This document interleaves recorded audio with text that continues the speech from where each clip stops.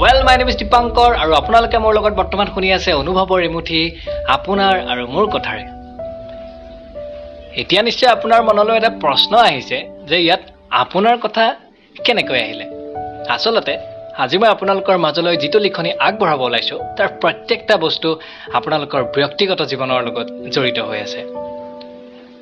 আপোনালোকে 4 মিনিট সময় নষ্ট কৰি মোৰ এই অনুভৱটি শুনিব বুলি মই আশা ৰাখিলোঁ। আচলতে সদায় প্ৰেম অনুভৱ এইবোৰৰ মাজত কেতিয়াবা আমাৰ এনেকুৱা মন নাযায়নে যে আমাৰ হৃদয়খনে কি বিচাৰে আৰু হৃদয়খনে বিচৰা বস্তুবোৰ আমাৰ লিখিবলৈ মন নাযায়নে? ঠিক তেনেকৈ মই আজি আপোনালোকৰ মাজলৈ আগবঢ়াব ওলাইছোঁ এটি মোৰ হৃদয়ৰ অনুভৱ, যিটো আপোনালোকৰ প্ৰত্যেকজনৰ জীৱনত হয়তো ঘটিছে অথবা আগন্তুক দিনত ঘটিব। তো আহক পলম নকৰি আমাৰ লিখনিটোৰ মাজলৈ আগবাঢ়ো। লিখনিটোৰ নাম মই দিছোঁ জীৱনৰ সুখবোৰ এনেকুৱাই। কেতিয়াবা আমাৰ জীৱনত এনেকুৱা কিছুমান মুহূৰ্ত আহি পৰে য'ত আমাৰ হৃদয়খনে কিছুমান সৰু সৰু বস্তুত সুখৰ ঠিকনা বিচাৰে। ভাবি লওক আপুনি এখন মহানগৰীৰ মাজত এখন বিলাসী গাড়ীত উঠি ফুৰিবলৈ ওলাইছে। প্ৰচণ্ড ৰ'দ, তাতে খন্তেক দূৰ গৈ আপোনাৰ ভাগৰো অনুভৱ হৈছে। গাড়ীখনৰ ভিতৰত থকা এচিটো কিন্তু ঠিকেই চলি আছে, গৰমবোৰে আপোনাক স্পৰ্শ কৰিব পৰা নাই। খিৰিকীৰ গ্লাছত খুন্দিয়াই সেই বতাহজাকো দিশহাৰা হৈ পৰিছে। আপুনি কিন্তু গাড়ীৰ ভিতৰত এচিটো চলাই ফুল ভলিউমত গান শুনি সেই গৰমৰ অনুমান ঠিকেই লগাব পাৰিছে। যেতিয়া আপুনি দেখিছে যে এজন ঠেলা চালক বুঢ়া মানুহে ডিঙিত থকা গামোচাখনেৰে বাৰে বাৰে কপালৰ ঘামবোৰ মুচিছে, আপুনি নিশ্চয় এতিয়া ভাবিছে যে আপুনি সুখী। ঠিকেই, প্ৰচণ্ড ৰ'দৰ মাজতো অত্যাধুনিকতাৰ শীতল বতাহজাকে আপোনাক সুখী কৰি ৰাখিছে। খন্তেক দূৰ আপুনি এনেদৰেই গৈ আছে, গান উল্লাস আৰু সুখৰ মাজেৰে। হঠাৎ মহানগৰীৰ ট্ৰেফিক ছিগনেল পৰিল। 60 ছেকেণ্ডৰ বাবে আপুনি থমকি ৰ'ল। গাড়ীখনৰ এচিটো বন্ধ কৰি লাহেকৈ খিৰিকীখন মুকলি কৰি বতাহজাকক আপুনি স্পৰ্শ কৰিলে।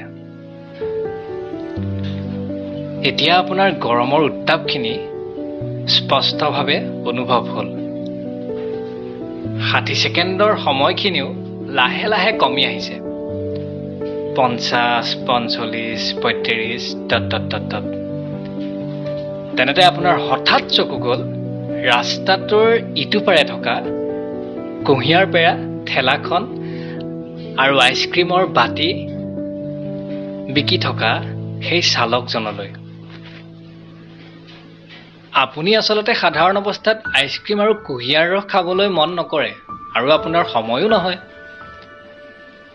কিন্তু আজি যেতিয়া বগা ৰঙৰ চুৰিদাৰযোৰৰ লগত গুলপীয়া ৰঙৰ উৰণাখন লৈ থকা সেই ছোৱালীজনী আৰু ক'লা পেণ্টৰ লগত বগা চাৰ্ট পিন্ধা সেই চঞ্চল ল'ৰাটোক একেলগে কথা পাতি আইচক্ৰীম খোৱা দেখিলে আপোনাৰ হৃদয়খনে কিন্তু নিজকে ধৰি ৰাখিব পৰা নাই।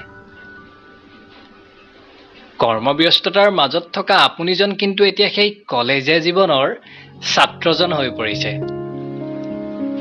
আপুনি পাহৰি গ'ল আপুনি কোন।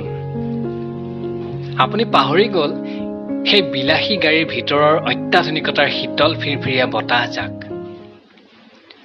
যি যাক বতাহ আপোনাৰ বাবে খন্তেক সময় আগলৈ সুখৰ সংজ্ঞা হৈ থিয় দি আছিল, যাৰ বাবেই আপোনাক প্ৰচণ্ড ৰ'দৰ উত্তাপবোৰেও স্পৰ্শ কৰিব পৰা নাছিল। কিন্তু এতিয়া আপোনাৰ বাবে সুখৰ সংজ্ঞা বেলেগ। আপুনি এতিয়া গাড়ীৰ ভিতৰৰ পৰা আইচক্ৰীমৰ ঠেলাখনৰ ওচৰলৈ যাব বিচাৰি আছে। হাতত এটা আইচক্ৰীম লৈ কপালত উত্তাপৰ ঘাম নিগৰাই শৈশৱৰ দিনবোৰ সোঁৱৰিব বিচাৰিছে। ব্যস্ততাৰ মাজতো সুখবোৰ খান্দিব বিচাৰিছে যদিও কিন্তু কি কৰিব, ট্ৰেফিক ছিগনেলৰ সময়খিনি কমিওতো আহিছে। গাড়ীখনৰ পৰা নামি আপুনি যাবও নোৱাৰে।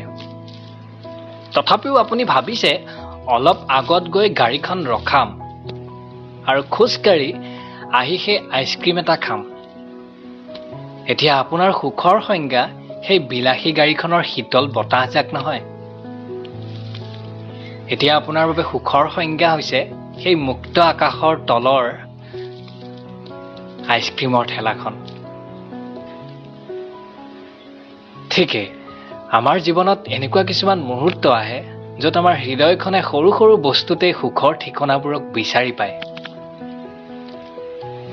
হৃদয়খনিক সুখী কৰিবলৈ সামান্য কাৰণ এটাই প্ৰয়োজন। তো আশা কৰোঁ আপোনালোকে লিখনিটো ভাল পালে।